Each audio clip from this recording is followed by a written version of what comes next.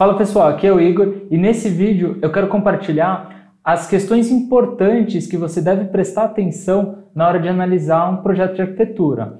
E lembrando que esse é um vídeo que é uma continuação de um outro vídeo, que eu vou deixar o card aqui em cima, que é sobre o estudo de projeto de arquitetura. E esse vídeo de hoje, ele é um recorte de um aspecto pontual desse outro vídeo, e aqui eu vou me aprofundar um pouco mais nessas questões fundamentais que você deve prestar atenção na hora de fazer uma análise, principalmente dos desenhos bidimensionais. Então, entrando aqui na apresentação, quando a gente abordou o assunto de estudo de projeto de arquitetura, a gente tem esse contexto. Então, compreender a narrativa, 2, os processos, 3, a obra, né? E aí dentro dessas categorias, a gente tem outros itens, tá? Que hoje o item que a gente vai se aprofundar é esse daqui, 3.1, desenhos bidimensionais, que é uma análise gráfica dos projetos de arquitetura. Obviamente que não é possível você analisar só os desenhos. Na realidade, uma análise mais completa, ela precisa desses outros elementos,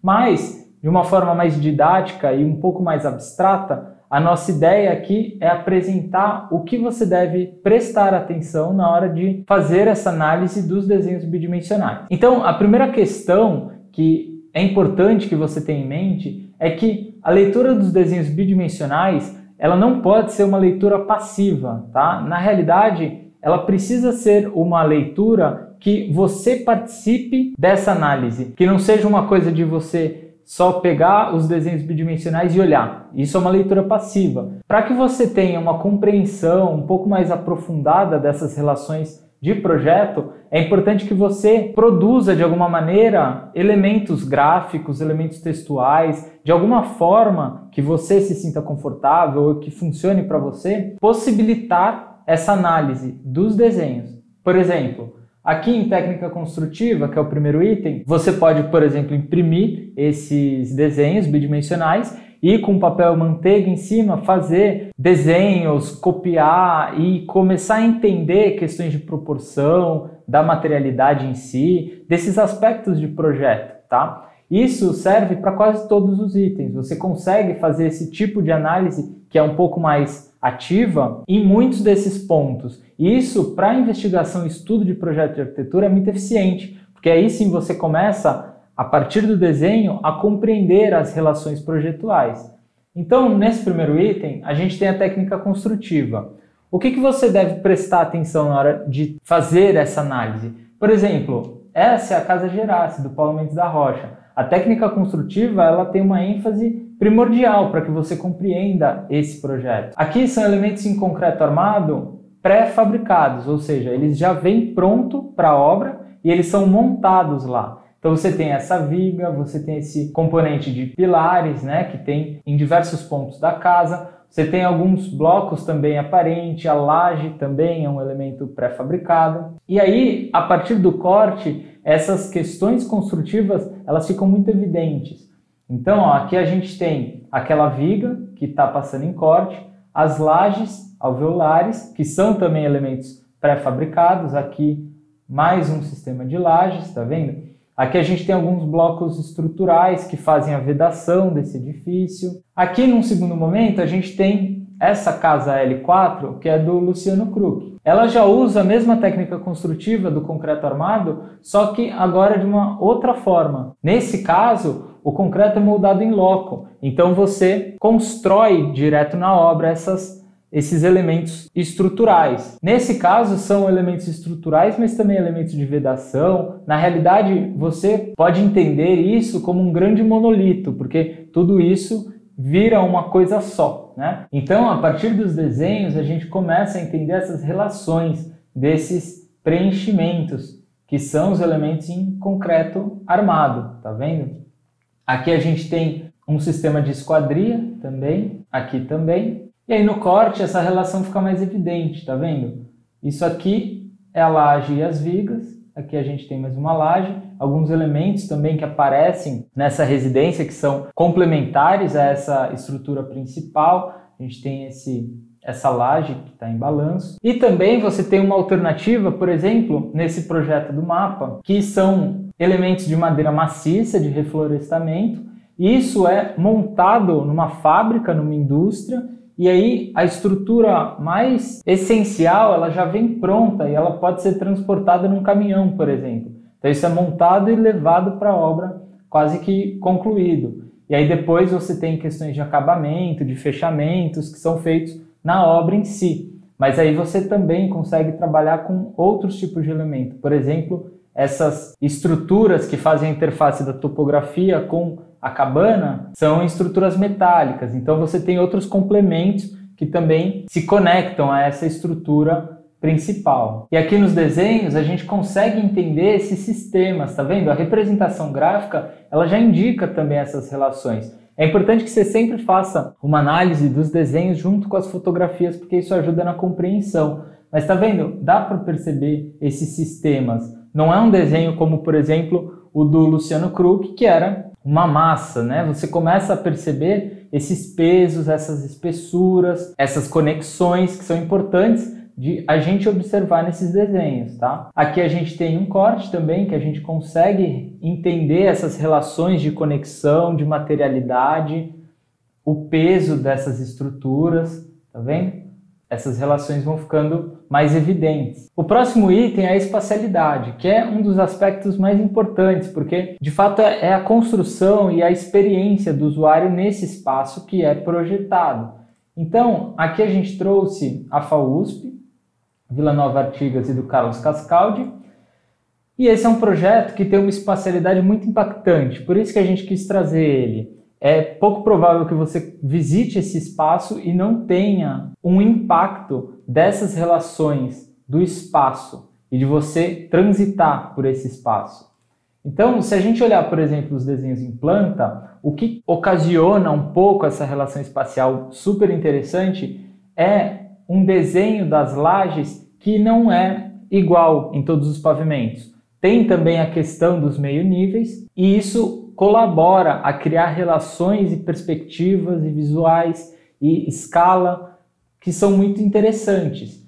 No corte isso fica mais evidente. Então, repara que aqui no acesso você tem um pé direito, que ele é escalonado. Ao mesmo tempo você sobe uma escada aqui para ingressar dentro do edifício. E aí você tem essa área super aberta que certamente você tem um grande impacto visual nessa relação de proporção e de escala. Aqui você tem um outro pé direito. Então lá atrás você tem também esses meio níveis que ajudam a criar também essa relação espacial interessante. E aí você tem diversas escalas, diversas perspectivas, diversas experiências percorrendo esse edifício.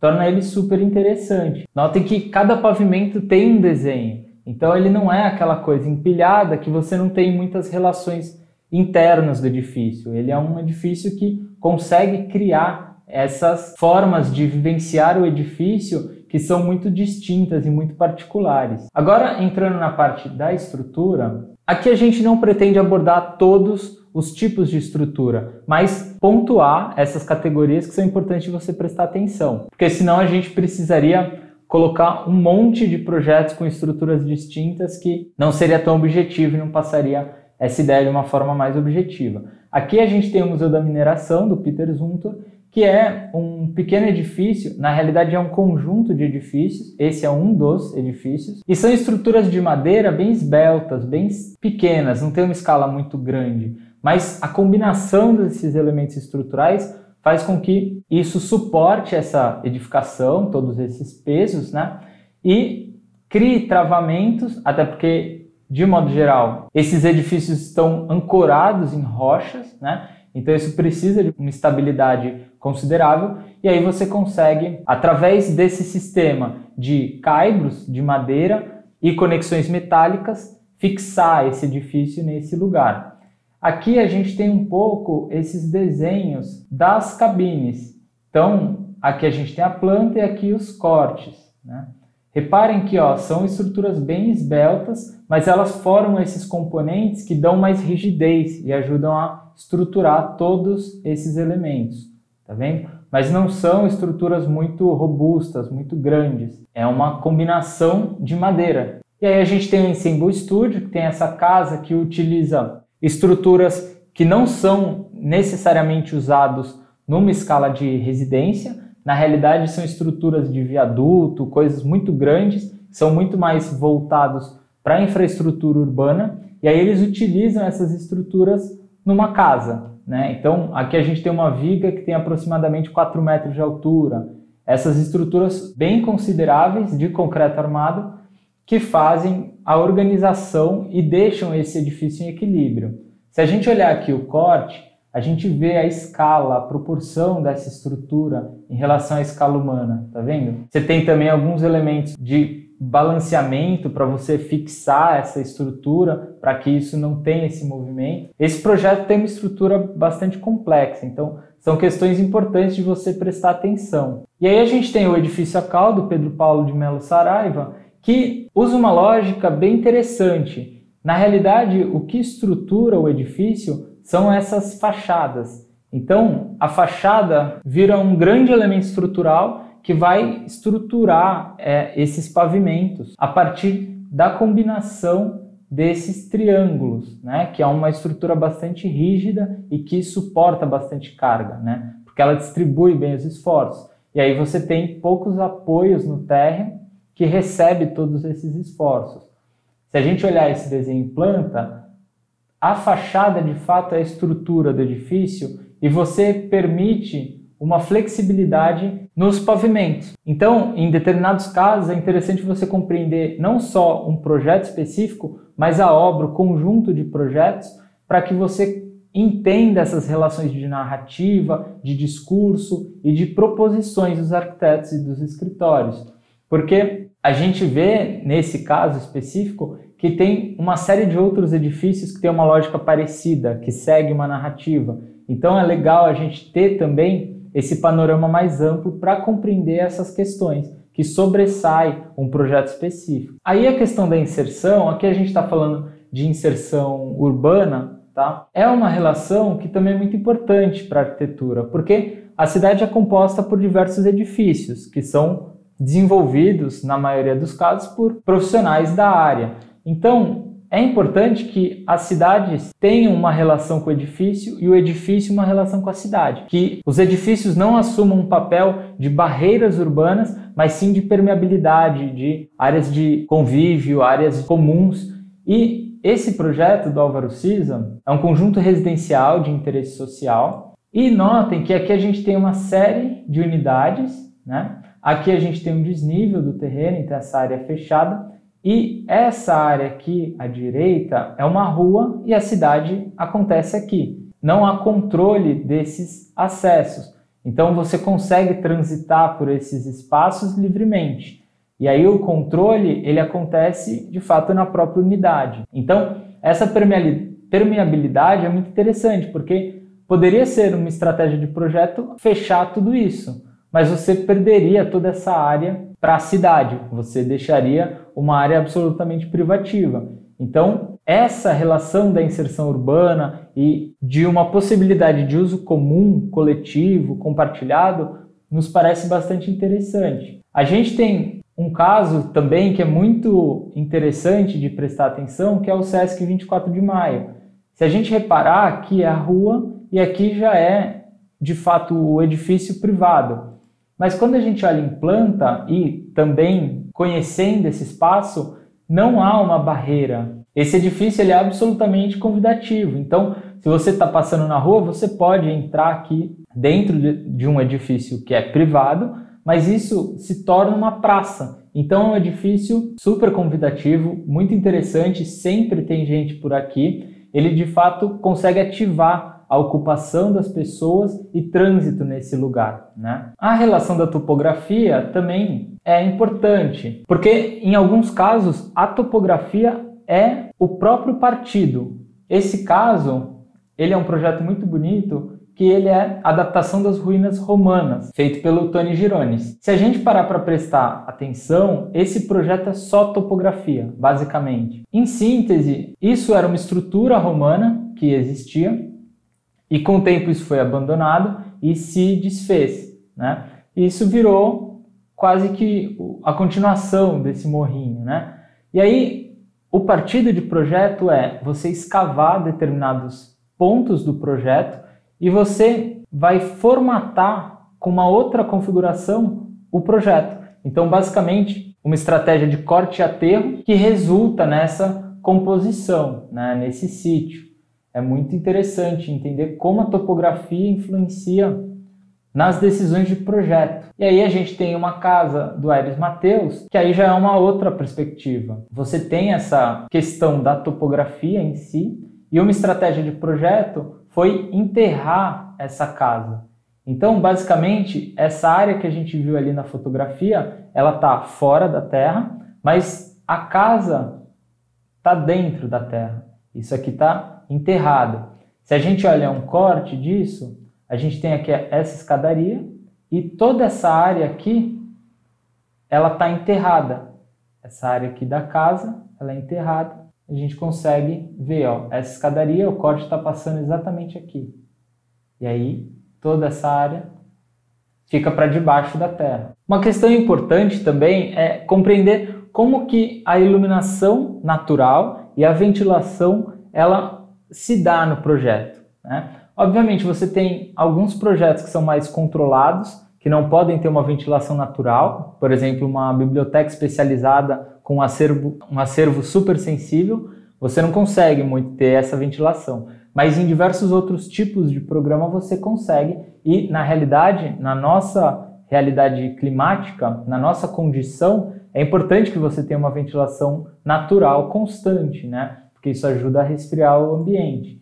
Então, a gente trouxe aqui primeiro esse projeto do Queré. Na semana passada, a gente fez um vídeo se aprofundando um pouco mais nessa arquitetura que é desenvolvida pelo escritório dele. Eu vou deixar um card aqui em cima, caso você queira compreender um pouco mais, mas esse vídeo foi feito por conta da premiação do Pritzker, que ele recebeu na semana passada, e aí a gente achou que poderia ser interessante abordar esse trabalho de uma forma um pouquinho mais aprofundada, com algumas outras relações da vida e obra dele. Então, esse projeto, ele é uma escola, e repara que aqui a gente já vê que tem alguns elementos vazados nessas fachadas, nessas edificações, que já tem uma intenção de trazer iluminação natural e ventilação constante. Quando a gente olha o desenho em planta, reparem que os edifícios são perfurados, né? Porque você permite essa ventilação cruzada em diversos pontos, né? E também, ao mesmo tempo, você traz iluminação natural. Você otimiza custos, né? Porque você evita utilizar muita iluminação artificial, você evita o uso de ar-condicionado, claro que com uma técnica combinada de coberturas duplas e ventilação constante, você ajuda a resfriar o ambiente sem que seja de modo artificial.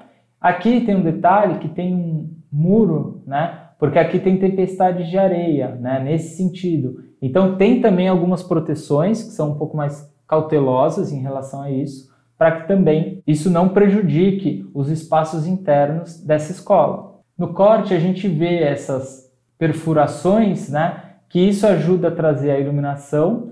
Certamente é uma iluminação que não entra direto, ele tem uma proteção, tá? E isso também traz uma ventilação constante, junto com esse outro sistema, né? De ventilação cruzada, tá vendo? E aí essas áreas de sombreamento também para controlar o calor. E aí aqui tem um projeto que é o Saia Park Art Pavilion, que é do Álvaro Siza com o Carlos Castanheira, e tem uma outra relação de iluminação. Na anterior a gente viu uma iluminação que entra pela fachada, mas também existe a possibilidade de uma iluminação que entra pelo teto, o que é muito interessante, e tem diversos projetos que tratam esse tema de uma forma muito bonita.